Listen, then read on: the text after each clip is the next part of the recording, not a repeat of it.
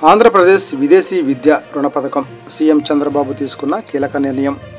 పథక లక్ష్యం విదేశీ మరియు దేశీయ ఉన్నత విద్యను అందరికీ సులభం చేయడం. ముఖ్యాంశాలు: విదేశీ విద్యను సాధ్యం చేయడమే లక్ష్యంగా సీఎం చంద్రబాబు కొత్త పథకాన్ని ప్రకటించారు.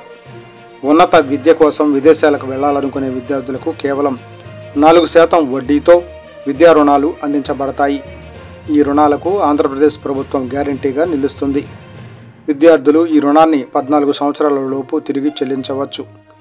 ఈ పథకం కేవలం విదేశీ విద్యార్థులకే కాకుండా దేశంలోని ప్రముఖ విద్యా సంస్థల్లో మొదలైనవి చదివే వారికి కూడా వర్తిస్తుంది. ఎలాంటి కుల వర్గ పరిమితులు లేకుండా అన్ని వర్గాల విద్యార్థులు ఈ పథకం ద్వారా లాభపడతారు.